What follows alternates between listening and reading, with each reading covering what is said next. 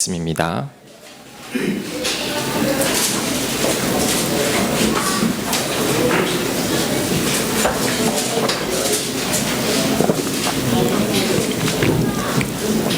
구약성경 사사기 7장 말씀, 우리 계속 사사기 공부하고 있는데 오늘 내용이 좀 많습니다. 내용은 많지만 오늘 좀 끊기가 그래서 우리 다 같이 한번 살펴보도록 하겠습니다. 사사기 7장 16절부터 먼저 23절까지 말씀을 제가 봉독합니다. 이제 기도원이 이제 드디어 전쟁을 하러 나가는 장면입니다. 300명을 세대로 나누어 각 손에 나팔과 빈 항아리를 들리고 항아리 안에는 횃불을 감추게 하고 그들에게 이르되 너희는 나만 보고 내가 하는 대로 하되 내가 그 진영 근처에 이르러서 내가 하는 대로 너희도 그리하여 나와 나를 따르는 자가 다 나팔을 불거든 너희도 모든 진영 주위에서 나팔을 불며 이르기를 여호와를 위하라 기도원을 위하라 하라 하니라. 기도원과 그와 함께 한 100명이 이경은 밤 10시인데 이제 그때 당시에는 정말 한밤중을 의미합니다. 진영 근처에 이른즉 바로 파수꾼들을 교대한 때라. 그들이 나팔을 불며 손에 가졌던 항아리를 부수니라.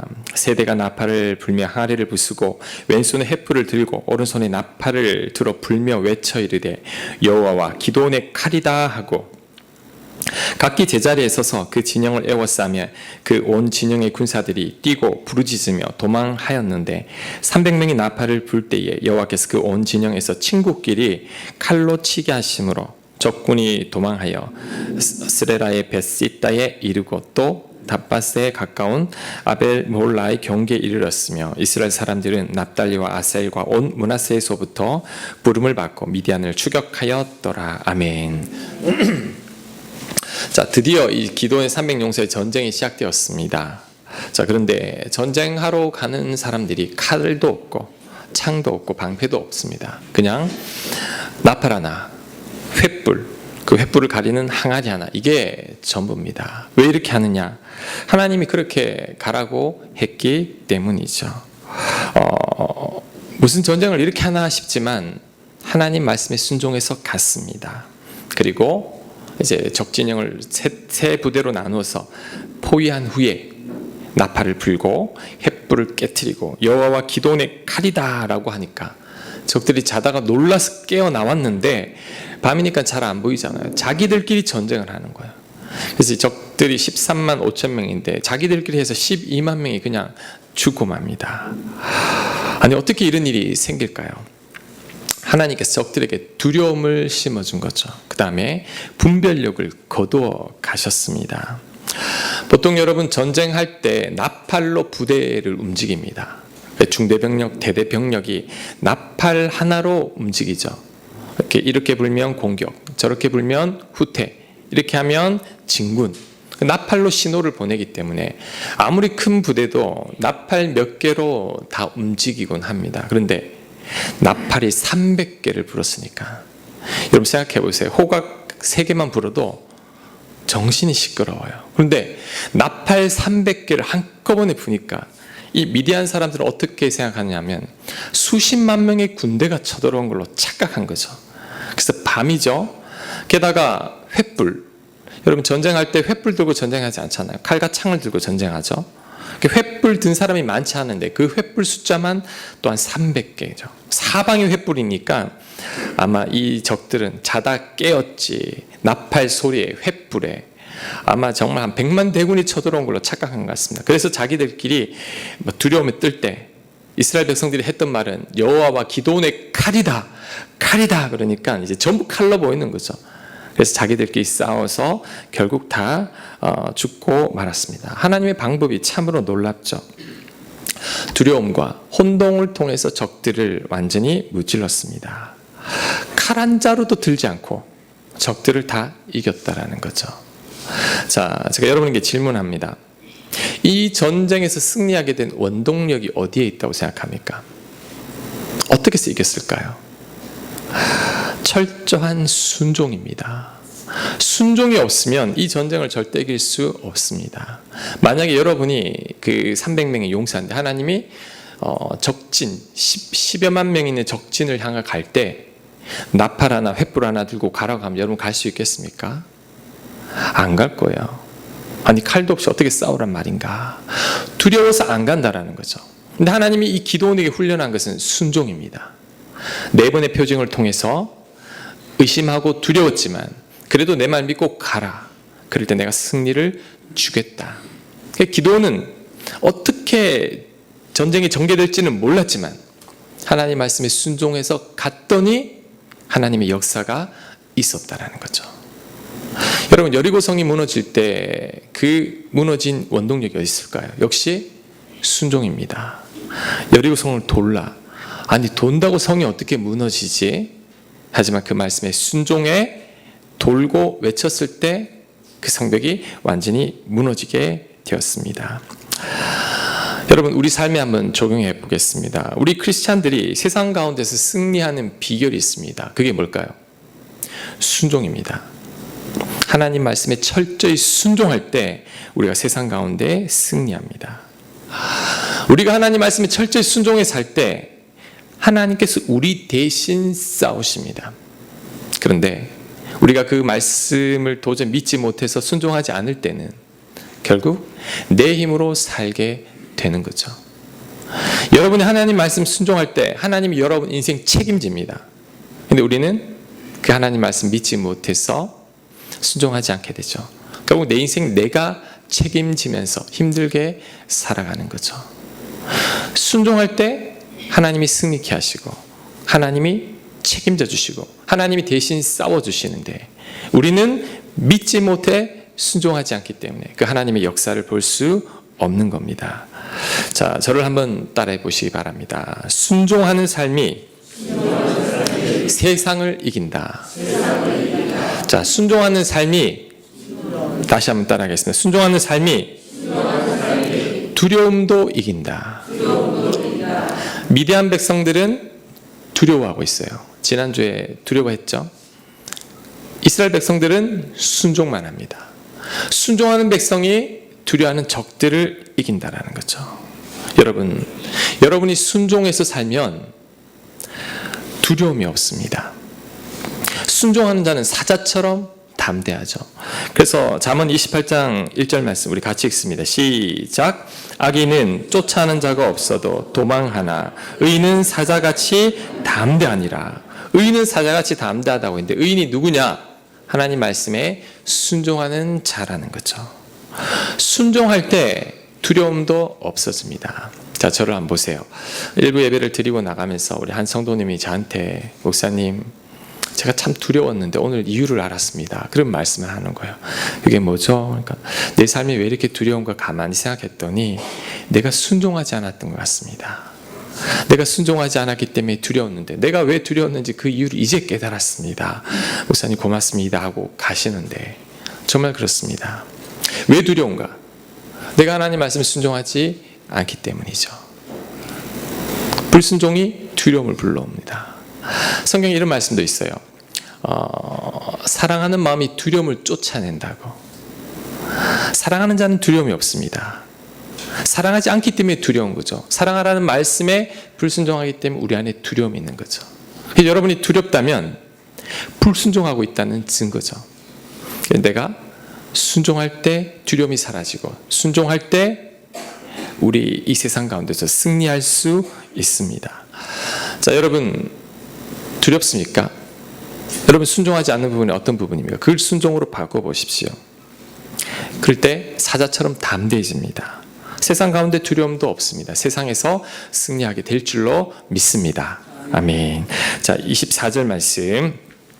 자, 계속 읽습니다. 기도원이 사자들을 보내서 에브라임 온 산지로 두루 다니게 하여 이르기를 이제 도움을 요청하는 겁니다. 적들을 무찌르고 이제 도망하는 적들이 있으니까 그 적들을 완전히 없애려고 에브라임 지파의 도움을 요청합니다.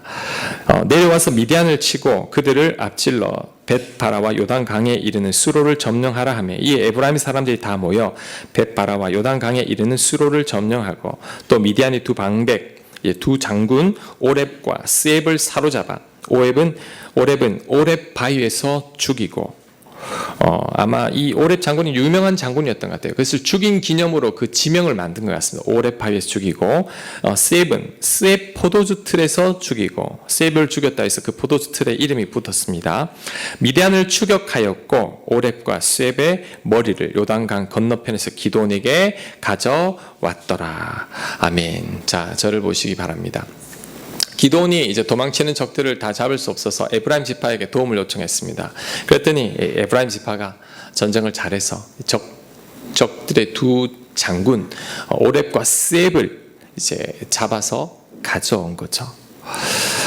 그런데 문제가 하나 생깁니다. 그게 뭐냐? 이제 8장 1절에 나옵니다. 에브라임 사람들이 기드온에게 이르되 네가 미디안과 싸우러 갈 때 우리를 부르지 아니하였으니 우리를 이렇게 대접하면 어찌 됨이냐 하고 그와 크게 다투는지라.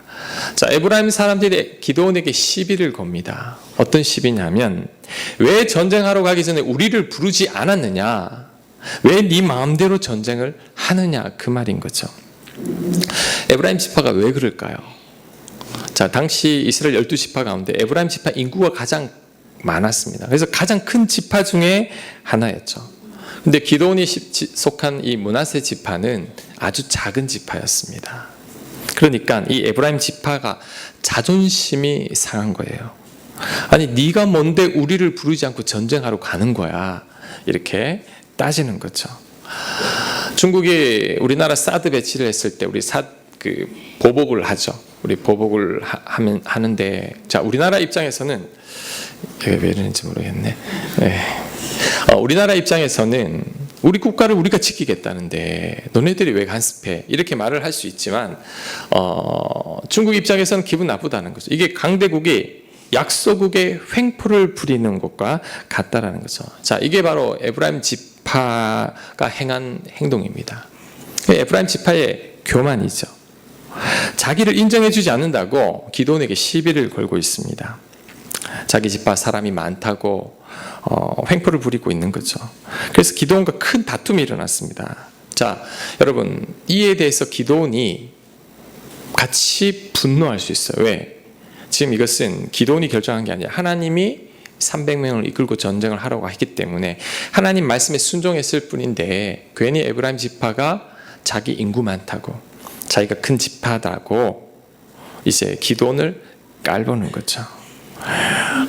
기드온이 화를 낼 수도 있고 이 에브라임 지파와 싸울 수도 있지만, 자, 참 지혜롭게 대처를 합니다. 8장 2절 말씀 보겠습니다. 기드온이 그들에게 이르되 내가 이제 행한 일이 너희가 한 것에 비교되겠느냐? 너희들이 더 많은 일을 했다고 말을 하는 거죠. 에브라임의 끝물 포도가 아비에셀의 만물, 자, 첫 포도보다 낫지 아니하냐? 하나님이 미디안의 방백 장군 오렙과 스왑을 너희 손에 넘겨주었으니 내가 한 일이 어찌 능히 너희가 한 것에 비교되겠느냐 하니라. 기드온이 이 말을 하매 그때 그들이 노여움이 풀리니라. 아멘. 자, 무슨 말이냐면 기드온이 이 에브라임 지파 사람들을 달래기를 이렇게 달랩니다. 아니, 내가 한 것보다 너희들이 한 일이 더 크잖아. 에브라임의 제일 맛없는 포도가 우리 지파 제일 맛있는 포도보다 더 맛있지 않느냐. 너네 지파는 우리보다 더 큰 지파요. 너희들이 한 일이 큰데 뭐 그까지 서운해하느냐. 너희들은 적들이 두 장군을 죽였지 않느냐. 우리가 한 건 아무것도 아니니 이제 그만 노여움을 좀 푸십시오. 이렇게 이야기합니다. 즉 에브라임 지파를 올려준 거죠. 지켜 올려주고 있죠. 자, 이 말에 에브라임 지파의 분노가 풀어집니다. 상했던 자존심이 회복됩니다. 기드온이 정말 지혜롭게 말을 잘한 거죠. 저를 한번 따라해 볼게요. 말 한마디가 천냥빚을 갚는다. 정말 그래요. 말 한마디가 종족 간의 전쟁을 막았다라는 거죠. 그래서 잠언 15장 1절에 이렇게 말합니다. 유순한 대답은 분노를 쉬게 하여도 과격한 말은 노를 격동하느니라. 유순한 대답 하기가 쉽지 않습니다. 특히 화가 나면 이게 잘 안 되죠. 화나면 여러분 어때요? 그냥 막 쏟아내죠. 그것이 노를 격동시킨다라는 거죠. 하지만 유순한 대답은 분노를 쉬게 합니다. 여러분, 과격한 말은 하기는 쉬워요. 생각하지 않고 속에 있는 말 그대로 해버리니까 후련합니다. 하지만 그로 인해 문제는 반드시 생깁니다. 이번에 영성 수련회 갔을 때 그 수도원 벽에 침묵이라는 글자 밑에 이런 글이 적혀 있었어요. 자, 그 말을 주보에 옮겼는데 한번 볼게요. 당신이 말하는 것을 모두 생각하십시오. 맞는 거죠. 여러분, 생각 다 해봐야 됩니다. 우리가 얼마나 말에 실수가 많습니까? 내가 했던 말을 가만히 생각해보면 정말 상처 주는 말도 많고 실수도 많다라는 거죠. 그래서 말하는 것을 모두 생각하라고 합니다. 그러나 생각하는 것을 모두 말하지는 마십시오. 생각하는 것 말 다 하면 안 됩니다. 여러분 중에 이런 분들 있죠. 전 속에 있는 것 다 말해야 직성이 풀립니다. 절대 그러면 안 돼요. 성경도 그렇게 하지 말라고 합니다. 왜? 내 속에 있던 말 다 하면 다툼 생겨요. 상처받아요. 상대의 노를 격동시킨다는 거죠. 관계가 깨어집니다. 그래서 잠언 15장 28절은 이렇게 말합니다. 우리 같이 읽습니다. 시작. 의인의 마음은 대답한 말을 깊이 생각하여도 악인의 입은 악을 쏟느니라. 우리는 말할 때 깊이 생각해야 합니다. 생각하지 않고 말 함부로 하는 것은 여러분 그 결과를 여러분 경험해 봤지 않습니까? 깊이 생각하고 여러분 말을 쉽게 뱉으면 안 됩니다. 생각하지 않고 말을 하는 것은 성경은 악이라고 합니다. 악. 생각하지 않고 막 말하는 것을 악이라고 얘기합니다. 그래서 여러분 이 기도원을 통해 말 한마디가 전쟁을 막아버리는구나. 이것을 깨닫고 깊이 생각하고 유순한 대답하는 여러분들 되시길 간절히 바랍니다. 자, 그리고 기도원이 이런 지혜로운 이야기 속에서 한 가지 교훈을 더 배울 수 있습니다. 그게 뭐냐면 아무리 화가 나도 기도원은 아군과 적군을 정확하게 구별했죠. 에브라임 지파 잘한 게 아닙니다. 교만하죠. 자존심이 세죠. 그런데도 이번 전쟁을 같이 했지 않습니까? 그 덕에 적군을 물리칠 수 있었습니다. 이걸 볼 때 아무리 마음에 들지 않아도 하는 짓은 미워도 우리의 동력자라는 거죠. 같은 편입니다. 같은 편끼리 싸우면 안 됩니다. 같은 편끼리는 자존심 싸움도 해서는 안 됩니다. 양보하면 되는 거죠. 우리가 싸울 것은 같은 편이 아닙니다. 자, 에베소서 6장 12절 우리 세번역 성경은 이렇게 말합니다. 우리의 싸움은 인간을 적대자로 상대하는 것이 아니라 통치자들과 권세자들과 이 어두운 세상의 지배자들과 하늘에 있는 악한 영들을 상대로 하는 것입니다. 바울이 말하죠.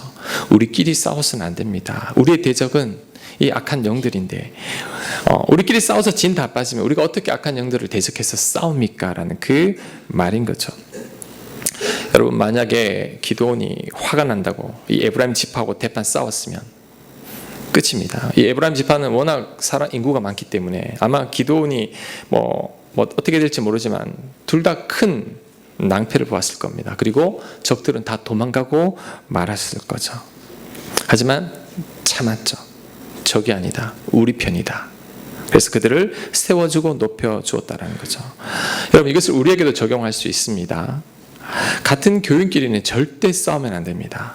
적이 아니에요. 동력자입니다. 같은 가족끼리 싸우면 안 됩니다.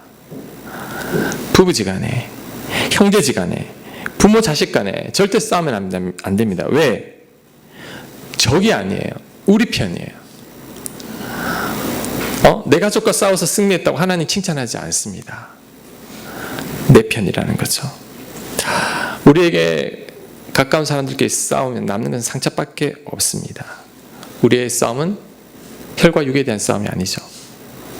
우리의 싸움은 공중의 권세 잡은 자들의 싸움이니 이런 곳에서 낭비해서는 안 된다는 거죠. 그래서 조금만 자존심 굽히고 양보하면 그리고 용납하면 된다는 거죠.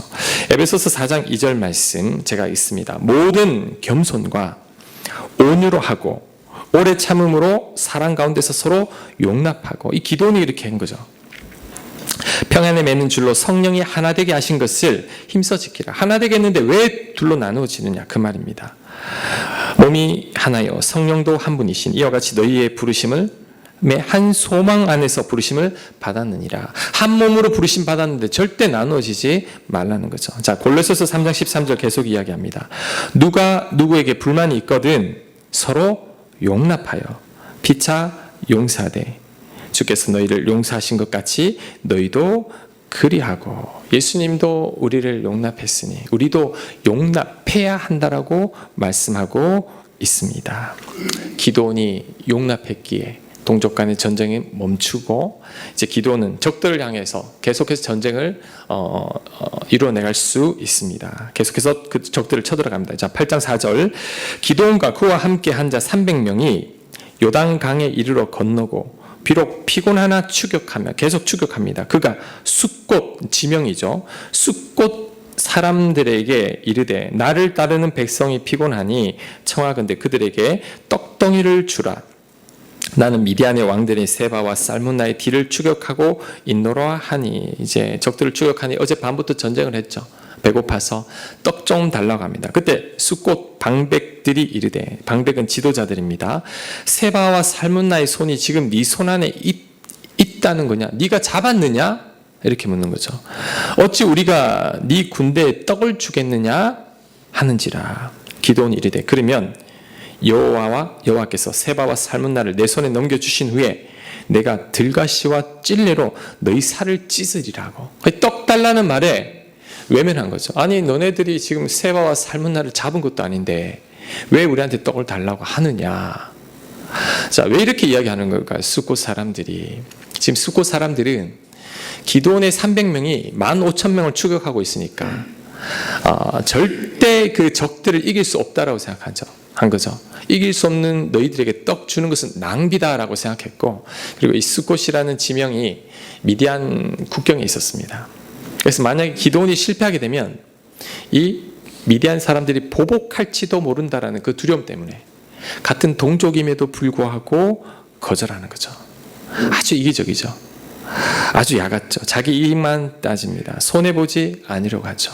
적보다 더 나쁜 사람들이죠. 타이타닉호가 여러분 침몰할 때 우리 구명정이 이제 흩어졌잖아요. 근데 나중에 보니까 이제 구명보트에 500명 넘게 더 태울 수 있었다고 합니다. 그런데 안 태운 거죠. 영화 보면 나오는데 사람들이 이제 물에 빠진 사람들 도우러 가자고 하니까 말립니다. 왜? 물에 빠진 사람들이 너무 많으니까 저들이 우리 보트에 다 올라타면 우리가 가라앉을 수 있으니까 위험해서 가면 안 된다는 거죠. 그래서 불과 몇십 미터 앞에 사람들이 물에 빠져서 죽어가고 있는데도 나 살고자 500명을 더 살릴 수 있었음에도 불구하고 안 살렸다는 거죠. 나쁜 사람들이죠. 숫곳 사람들이 이런 사람입니다. 적도 아니고. 또 동족이 적들과 전쟁하는데 배고프다고 먹을 걸 달라고 하는데 그것을 거절한 겁니다. 기돈이 화가 났죠. 그래서 내가 두고 보자. 내가 적군을 잡고 나면 너희들 가만두지 않겠다고 합니다.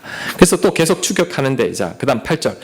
자, 거기서 분엘로 올라가서, 거기도 분엘이라는 마을입니다. 그들에게도 그같이 구한즉 분엘 사람들의 대답도 숫곳 사람들의 대답과 같은지라. 기드온이 또 분엘 사람들에게 말하 이르되 내가 평안히 돌아올 때 이 망대를 헐리라 하니라.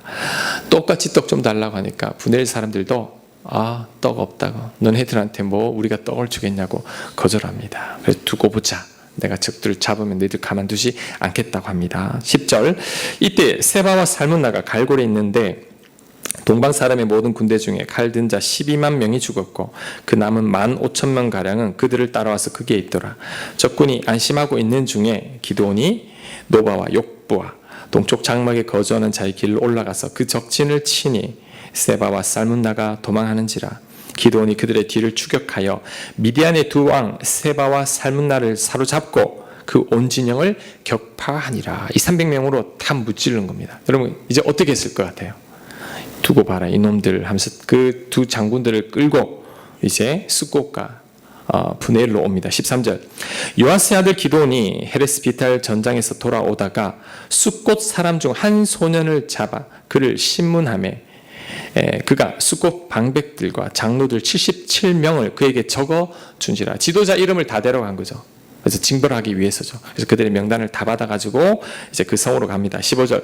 기드온이 숫곳 사람들에게 이르러 말하되 너희가 전에 나를 희롱하여 이르기를 세바와 살문나의 손이 지금 네 손 안에 있다는 거냐? 어찌 우리가 네 피곤한 사람들에게 떡을 주겠느냐 한 그 세바와 살문나를 보라 하고 그 성읍의 장로들을 붙잡아 들 가시와 찔레로 숫골 사람들을 징벌하고 그 가시로 진짜 이 막 살을 찢은 것 같아요. 너희들이 같은 동족끼리 어떻게 이룰 수 있냐. 그 다음 17절.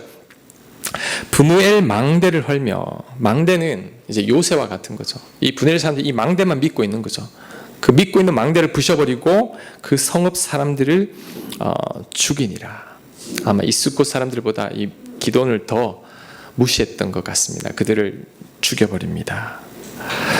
자, 여러분 이 부분을 읽으면서 물론 이런 생각을 할 수가 있습니다. 저를 한번 보세요. 에브라임 지파에게는 굉장히 관대했는데 왜 숫곳과 브누엘 사람들한테 이렇게 잔인하게 대하나. 물론 이 부분이 이 기도원의 아쉬운 부분입니다. 어떻게 보면 기도원의 실수라고 할 수 있는데 이 기도원의 혈기를 가라앉히지 못하고 있는 거죠. 강한 에브라임 지파 앞에서는 굉장히 약한 것 같고 숫곳 브누엘 사람들 앞에서는 강한 것 같은데 좀 찜찜하죠. 복선이 남습니다. 이제 다음 주 다룰 내용인데 자, 이건 다음 주에 다루도록 하고. 하지만 자, 그래도 에브라임 지파는 같이 전쟁을 한 사람이죠. 그들이 교만하고 자존심이 세지만 그래도 숫곳 사람들보다 낫다라는 거죠. 브누엘 사람보다 낫다는 거죠. 같이 동족을 도왔다는 거죠. 하지만 숫곳과 브누엘 사람들은 철저히 외면했죠. 자, 하나님께서 이 성경을 기록한 이유는 우리에게 뭔가 주는 교훈이 있기 때문이죠. 그렇다면 이 숫곳과 브누엘 사람들을 통해 우리가 무엇을 배울 수 있을까요? 그래서 하나님 우리에게 말씀합니다. 나만을 생각한 이기적인 삶을 살면 안 된다는 거죠. 나와 내 가족만 생각하고 절대 손해보지 않는 삶은 크리스찬의 삶이 아닙니다. 이런 기회주의적인 삶은 교만하고 자존심 높은 이 에브라임 지파보다 더 나쁜 거예요. 에브라임 지파 참 나빠 보이지만 그래도 같이 싸운 자들이라는 거죠. 하지만 이들은 자기 살고자 동족을 외면한 자들이라는 거죠. 적과 마찬가지입니다. 하나님 그렇게 징벌하는 것 같아요. 여러분, 우린 절대 이렇게 살면 안 됩니다. 여러분, 예수님 여러분을 위해 죽으셨습니다. 여러분 살리려고. 여러분 구원받았죠. 근데 예수님 우리에게 한 말씀한 게 더 있습니다.